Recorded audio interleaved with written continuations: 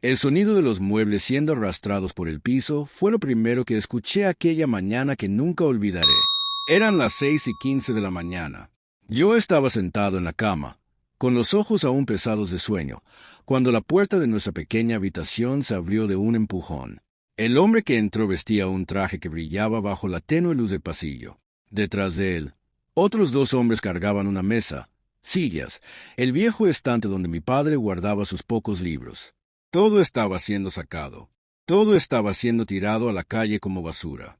Mi padre estaba en la esquina de la habitación, apoyado en su bastón, con los hombros encorvados y la mirada perdida en el suelo. No decía nada, no reaccionaba, solo permanecía allí, inmóvil, como si el mundo se estuviera derrumbando a su alrededor y ya no tuviera fuerzas ni para levantar la cabeza. Su plazo terminó, dijo el hombre del traje, sin mirarnos, solo revisando una lista en su mano. La casa ya no es suya. De ahora en adelante, esto le pertenece al banco. Yo no entendía bien lo que significaba aquello. Tenía solo 10 años. Para mí, aquella casa era el mundo entero. Era donde dormía junto a mi padre todas las noches. Era donde me enseñaba a leer bajo la luz amarillenta de la lámpara de la cocina. Era donde mi madre nunca estuvo, pero donde su presencia siempre nos acompañaba, como una nostalgia sin rostro, pero con peso. Mi madre murió el día que yo nací. Mi padre nunca hablaba mucho de eso. Yo sabía solo lo que los vecinos contaban, en voz baja, como si fuera un secreto prohibido. Ella sangró durante el parto, y el hospital del pueblo pequeño no tenía la infraestructura para salvarla. Mi padre, que ya no era joven cuando me tuvo, quedó solo. Crió a un hijo sin madre. Trabajó hasta que el cuerpo le dolió. Envejeció antes de tiempo. Y ahora, después de una vida entera de lucha, después de pagar cada cuenta con el sudor de su frente, después de nunca haber pedido nada a nadie, lo estaban echando, arrojado a la calle como un animal que ya no sirve. Los hombres siguieron cargando los muebles. La vieja nevera, que hacía un ruido extraño por la noche, fue arrastrada hacia afuera. La cocina de 2 hornillas, donde mi padre me enseñó a hacer sopa instantánea, también. Hasta la cama individual donde yo dormía fue desmontada y llevada. Miré a mi padre. Estaba pálido. Sus manos temblaban sobre el mango del bastón. La piel de su rostro, que ya no tenía el brillo de la juventud, parecía aún más cansada aquella mañana. Tosió. Una tos seca, profunda, que venía de algún lugar dentro de su pecho que los médicos decían que estaba enfermo. Papá, lo llamé, con la voz pequeña. Papá, ¿qué vamos a hacer? Me miró, y por primera vez en mi vida, vi en los ojos de mi padre algo que nunca había visto antes. No era tristeza. La tristeza la conocemos. Era derrota. Era la mirada de quien luchó toda la vida y descubrió, al final, que la lucha no valió de nada. No respondió. Solo extendió la mano temblorosa y tomó la mía. Fue en ese momento, allí en la acera, viendo todas nuestras pertenencias amontonadas como basura en la calle, que algo dentro de mí cambió. No fue un cambio bonito. No fue un despertar poético. Fue una rabia fría, silenciosa, que creció en el fondo de mi pecho como una planta en tierra seca. Miré al hombre del traje, que ya estaba dentro de su coche importado, ajustando el aire acondicionado. No nos miró. Para él, éramos solo otro problema resuelto, otro papel firmado, otro número en la hoja de cálculo. Apreté la mano de mi padre e hice una promesa. No en voz alta. Fue una promesa que me hice a mí mismo, a mi corazón de niño que aún no sabía nada sobre el mundo, pero ya sabía lo suficiente para sentir vergüenza, rabia y, sobre todo, la necesidad de cambiar. Prometí que algún día sería rico. No rico para comprar cosas bonitas. Rico para que nadie volviera a poner a mi padre en la calle. Rico para que pudiera descansar. Rico para que nunca más tuviera que mirar al suelo mientras alguien se llevaba todo lo que tenía. Quiero que entiendas una cosa antes de continuar. Aquella mañana no fue solo el día en que perdí mi casa. Fue el día en que mi infancia terminó. Puede sonar dramático decirlo, pero es verdad. A los 10 años, dejé de ser niño. Dejé de jugar, de soñar con cosas simples, de creer que el mundo era un lugar justo. Vi con mis propios ojos que al mundo no le importa quién sufre, que la bondad no es una moneda que circula entre las personas, que si no tienes nada, nadie te debe nada. Y ese descubrimiento, por duro que haya sido, fue también lo que me salvó, porque fue allí, en medio de aquella acera sucia, con mi padre tosiendo a mi lado y los vecinos fingiendo que no veían, donde aprendí la lección más importante de mi vida. Nadie te va a salvar. Nadie va a tender la mano. Si quieres cambiar tu historia, tienes que ser su autor, no el espectador. Al final de esta historia, no vas a creer lo que pasó, pero necesitas escuchar cada palabra, cada detalle, cada noche que lloré sin hacer ruido para no despertar a mi padre. Porque el viaje que comenzó en aquella acera me llevó a lugares que nunca imaginé, y me enseñó que lo imposible es solo una palabra que la gente usa cuando tiene miedo de intentar. Suscríbete al canal ahora y quédate conmigo hasta el final. Lo que voy a contar a continuación va a cambiar la forma en que ves la vida. Al menos, cambió la mía. Mi padre y yo pasamos los días siguientes en casa de una vecina, doña Margarida, una señora de cabello blanco que nos acogió sin preguntar nada. Tenía una habitación pequeña en el fondo de la casa, donde guardaba cosas viejas, y nos cedió aquel espacio con una sonrisa que decía más que cualquier palabra. «Quédense el tiempo que necesiten», dijo, y mi padre agradeció con la cabeza, sin fuerzas para decir más. Aquella noche, mientras mi padre dormía en el colchón delgado que doña Margarida nos prestó, yo me quedé despierto, mirando al techo. La habitación olía a naftalina y a tiempo. Las paredes tenían manchas de humedad que parecían mapas de lugares que nunca conocería. Tenía 10 años. No sabía leer bien. No sabía hacer cuentas más allá de las más simples. No sabía nada sobre dinero, sobre negocios, sobre cómo la gente se vuelve rica. Todo lo que sabía era que mi padre estaba enfermo, que ya no teníamos casa, y que el hombre del traje ni siquiera nos miró cuando nos arrojó a la calle. Empecé a llorar. No fue un llanto bonito, de esos que se ven en las películas. Fue un llanto de sollozos ahogados, con la cara enterrada en la almohada para no hacer ruido. Lloré de rabia, lloré de miedo, lloré porque no sabía qué hacer, porque me sentía demasiado pequeño para cambiar nada, porque la única persona que tenía en el mundo estaba enferma y ni siquiera podía comprarle un medicamento. En medio de aquel llanto, algo sucedió. Recordé una frase que mi padre me decía siempre, desde que era muy pequeño, cuando me quejaba de que no tenía juguetes nuevos o de que otros niños se burlaban de mí por mi ropa remendada. Me miraba con aquellos ojos cansados, pero firmes, y decía, «Hijo, la vida no te da lo que quieres, te da lo que mereces. Si quieres más, tienes que volverte más». Aquella noche, acostado en el suelo de la casa de doña Margarida, decidí que me iba a volver más. No sabía cómo, no sabía por dónde empezar, pero lo decidí. A la mañana siguiente, hice algo que nunca había hecho antes. Le pedí a doña Margarida si tenía periódicos viejos. Me miró con curiosidad, pero fue a la sala y volvió con una pila de periódicos que usaba para forrar los cajones. «¿Para qué los quieres, niño?» «Quiero aprender», respondí. No preguntó más. Solo sonrió aquella sonrisa bondadosa y me dejó solo con los periódicos. Pasé la mañana entera intentando leer. Sabía el alfabeto, pero leer de verdad era difícil. Las palabras se mezclaban. Los textos eran largos, complicados, llenos de términos que no entendía. Pero persistí, palabra por palabra, frase por frase. Cuando no entendía algo, le preguntaba a doña Margarida. Cuando ella no sabía responder, lo anotaba en un cuaderno que había recibido en la escuela y lo buscaba después.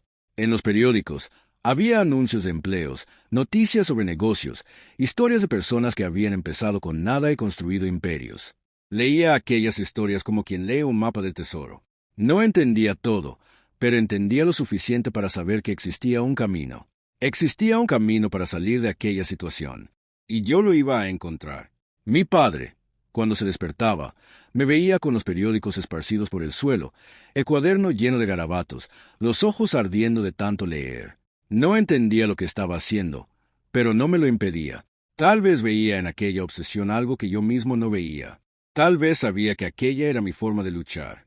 «Te estás matando a estudiar, hijo», dijo una noche, con voz débil, pero con un tono de orgullo que nunca antes le había escuchado. «Quiero ser rico, papá», respondí, sin rodeos. Tosió, un largo acceso que lo hizo doblar el cuerpo sobre su bastón. Cuando pudo hablar, su voz era un susurro. «Rico no es quien tiene dinero, hijo. Rico es quien tiene salud, quien tiene paz, quien tiene a su lado a las personas que ama». «Quiero tener todo eso y también tener dinero», respondí. «Quiero que nunca más pases por lo que pasaste». Me miró por un largo rato. Luego, con mano temblorosa, tocó mi rostro.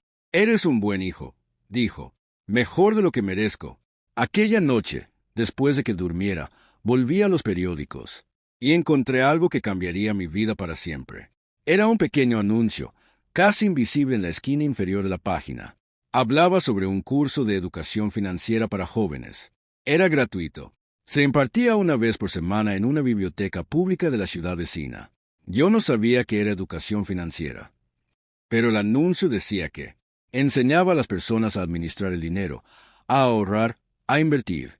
Decía que cualquier persona, de cualquier edad, puede aprender a construir riqueza con disciplina y conocimiento. Guardé aquel anuncio como si fuera un tesoro. Doblé papel con cuidado y lo puse dentro de mi cuaderno. Al día siguiente, fui a buscarlo. Caminé 6 kilómetros hasta la ciudad vecina. 6 kilómetros de camino de tierra, bajo un sol que quemaba. No tenía dinero para el autobús, así que fui a pie. Cuando llegué, estaba sudoroso, agotado, pero decidido. La biblioteca era un edificio antiguo, con ventanas altas y un olor a libros viejos que me hizo sentir como en casa. Pregunté por el curso, y la bibliotecaria, una señora de gafas gruesas, me miró de arriba abajo. «¿Tienes 10 años?» Preguntó. «Sí», respondí. «Este curso es para adolescentes. ¿Vas a entender?» «Voy a entender», respondí sin dudar. Sonrió. No una sonrisa de quien duda, sino una sonrisa de quien sintió curiosidad. Me llevó a una sala en el fondo, donde un hombre de mediana edad ya organizaba las sillas en círculo. «Tenemos un nuevo alumno», anunció la bibliotecaria. «Dice que tiene 10 años». El hombre me miró. Tenía un rostro serio, pero los ojos eran amables. Llevaba un reloj simple en la muñeca y un cuaderno bajo el brazo. «¿10 años?» repitió, como si no lo creyera. «10 años», confirmé. Me observó por un instante. Luego acercó una silla junto a él. «Siéntate aquí adelante. Así puedes ver mejor la pizarra». Así fue como todo comenzó. En las semanas siguientes no falté a una sola clase. Lloviera o hiciera sol, yo estaba allí. 6 kilómetros de ida, 6 de vuelta. Mis pies crearon callos, me dolían las piernas, pero no me detenía. El profesor, don Alberto, enseñaba cosas que nunca imaginé que existieran. Hablaba sobre interés compuesto, sobre ahorro, sobre inversiones. Usaba palabras extrañas: activos, pasivos, flujo de caja, patrimonio. No entendía todo a la primera, ni a la segunda, pero a la tercera, a la cuarta, comenzaba a tener sentido. Anotaba todo en mi cuaderno. Cuando llegaba a casa, antes de dormir, releía las anotaciones hasta memorizar cada palabra. Mi padre, enfermo, me observaba desde la cama. Ya no preguntaba qué estaba haciendo. Solo me miraba con una mezcla de preocupación y orgullo. «Llegarás lejos, hijo», dijo una noche al verme repasar las anotaciones por 10ª vez. «Más lejos de lo que yo llegué». «Llegaremos lejos, papá», corregí. «Juntos», sonrió. Una sonrisa débil, pero verdadera. En el tercer mes del curso, don Alberto me llamó después de clase. «Tienes algo especial», dijo, mientras guardaba los libros. «No es solo inteligencia, es determinación. Eso es más raro que cualquier otra cosa». Sacó un libro del estante y me lo entregó. Era un libro sobre emprendimiento, con la cubierta gastada y las páginas amarillentas. «Este libro cambió mi vida», dijo. «Quiero que lo leas. Cuando termines, hablamos». Aquel libro se convirtió en mi compañero. Leía durante el día, en la acera de la casa de doña Margarida, mientras mi padre descansaba. Leía por la noche, con una linterna que pedí prestada, para no despertar a nadie. Leí una vez, 2 veces, 3 veces. Cada vez que lo leía, entendía algo nuevo. En el libro estaba la historia de un hombre que empezó vendiendo huevos en el mercado y terminó siendo dueño de una cadena de supermercados. Estaba la historia de una mujer que aprendió a coser con su abuela y construyó una marca de ropa reconocida en todo el país. Eran historias de personas comunes que, a través de la disciplina, el trabajo y la persistencia, cambiaron sus vidas. Empecé a vislumbrar un camino. No era un camino fácil, no era un camino rápido, pero era un camino posible. Fue entonces cuando tomé la decisión que cambiaría mi vida. Tenía 11 años cuando comencé mi primer negocio. No fue nada grandioso, no fue nada que alguien notara. Fue algo pequeño, casi invisible, como aquel anuncio en el periódico. Le pedí a doña Margarida que me enseñara a hacer dulces. Ella hacía un brigadeiro que era famoso en el vecindario, y aceptó enseñarme a cambio de ayuda con la limpieza de la casa. Aprendí rápido. En una semana ya hacía dulces casi tan buenos como los suyos. Con las pocas monedas que ganaba ayudando en la feria, compré los ingredientes. Hice 50 brigadeiros. Envolví cada uno en papel celofán con esmero, como si fueran regalos. Al día siguiente, fui a la puerta de la escuela donde estudiaba, una escuela pública, sencilla, pero con muchos alumnos, y comencé a vender. El primer día, vendí 12 brigadeiros. No fue un éxito rotundo, pero fue algo. Fue la primera moneda que gané con mi propio trabajo. Y aquellas monedas, por pocas que fueran, representaban algo mayor, la prueba de que podía hacer que las cosas sucedieran. La semana siguiente, hice más. Compré más ingredientes. Aumenté la producción. Vendí 18 brigadeiros. Luego 25. Luego 38. La gente empezó a conocerme. Era el niño de los brigadeiros. Algunos me trataban con simpatía, otros con indiferencia. Algunos se reían de mí. Decían que aquello no iba a llevar a nada, que debería estar jugando como los otros niños de mi edad. No me importaba, porque mientras ellos se reían, yo estaba aprendiendo a manejar el dinero, aprendiendo a negociar, aprendiendo a lidiar con el rechazo, con el no, con el cliente que te da la espalda, aprendiendo a ser persistente. En esa época, la salud de mi padre empeoró.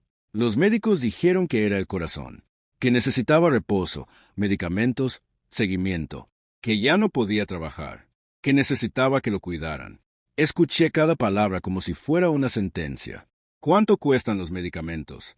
Le pregunté al médico, después de que terminó de hablar. Me miró con sorpresa. Debía de haberle parecido extraño que un niño de 11 años hiciera esa pregunta. No son baratos, muchacho, respondió. Pero hay programas de asistencia. Yo los pagaré, interrumpí. Solo dígame cuánto cuestan. Dudó. Luego anotó los valores en un papel y me lo entregó. Miré los números. Era más lo que ganaba en un mes con los brigadeiros. Mucho más. Guardé el papel en mi bolsillo y salí sin decir nada más. Aquella noche no pude dormir. Me quedé despierto, mirando al techo manchado de la habitación de doña Margarida, haciendo cálculos en mi cabeza. Si vendía más brigadeiros, si aumentaba la producción, si lograba vender en otros lugares, aún así, me llevaría meses juntar ese dinero. Meses que mi padre no tenía. Fue entonces cuando tuve una idea que me asustó tanto como me llenó de esperanza. Necesitaba más. Necesitaba crecer. Necesitaba salir de las aceras y entrar en lugares donde la gente tuviera más dinero para gastar. Al día siguiente, me puse mi mejor ropa, que no era gran cosa, pero estaba limpia y planchada, y fui al centro de la ciudad. El centro era diferente de mi barrio. Las calles eran más anchas, las aceras más limpias. La gente usaba ropa que solo veía en revistas. Los coches brillaban como si hubieran salido de la concesionaria ese mismo día. Me quedé allí, observando, durante horas. Observaba quién entraba en las oficinas, quién salía de los cafés elegantes, quién se detenía a conversar en las esquinas. Estaba buscando algo. No sabía exactamente qué, pero sabía que, cuando lo encontrara, lo reconocería. Fue entonces cuando vi la panadería. Era una panadería diferente de las que conocía. Tenía mesas en la acera, sombrillas coloridas, gente sentada tomando café y comiendo cosas que parecían sacadas de un sueño. El olor a pan fresco se mezclaba con el olor a café importado. Entré. El dependiente me miró con desconfianza. Debía de estar fuera de lugar allí, con mi ropa sencilla y mis zapatos gastados. ¿Qué quieres, muchacho? Quiero hablar con el dueño, respondí. Arqueó una ceja. El dueño no habla con cualquiera. Yo no soy cualquiera, dije. Y antes de que pudiera responder, completé. Puedo ayudarlo a vender más. El dependiente se quedó mirándome un momento, sin saber si reírse o echarme. Luego, con un suspiro, fue al fondo de la tienda y volvió acompañado de un señor con delantal blanco y bigote canoso. Yo soy el dueño, dijo el señor, evaluándome de arriba abajo. ¿Qué quieres? Vendo brigadeiros, respondí, directo, los mejores de la región. Si usted me permite vender en la puerta de su panadería, le pago una comisión por cada unidad vendida. El hombre me miró, primero con sorpresa, luego con una sonrisa que comenzó a crecer en su rostro. ¿Cuántos años tienes? Edad suficiente para saber que usted va a ganar dinero sin hacer nada. Yo hago el trabajo, usted solo cede el espacio. Se rió. Una risa gruesa, sincera. ¿Sabes una cosa, muchacho? Tienes valor. Eso es raro. Extendió la mano. 30% de comisión. 20, respondí sin dudar. Se rió de nuevo. 25. 20, repetí. Usted no va a hacer nada. Yo hago todo. 20 es justo. Me miró por un largo momento. Luego movió la cabeza, como si no creyera lo que estaba pasando. 20. Pero quiero probar el brigadeiro antes. Al día siguiente, estaba en la puerta de la panadería con una bandeja llena de brigadeiros. La receta estaba mejor que nunca. Usé los mejores ingredientes que pude comprar. Cuidé la presentación. Envolví cada uno con un lazo pequeño de cinta. Vendí todos en 2 horas. Al final del día, cuando fui a pagar la comisión, el dueño de la panadería me llamó. «Tienes un trato», dijo. «Puedes venir mañana. Y los otros días también». Así fue como mi negocio comenzó a crecer. Si me estás escuchando hasta aquí, es porque alguna parte de ti sabe que historias como esta no ocurren por casualidad. Ocurren porque alguien, en algún momento, decidió que no se iba a rendir. Decidió que el dolor sería combustible, no excusa. Sigue conmigo.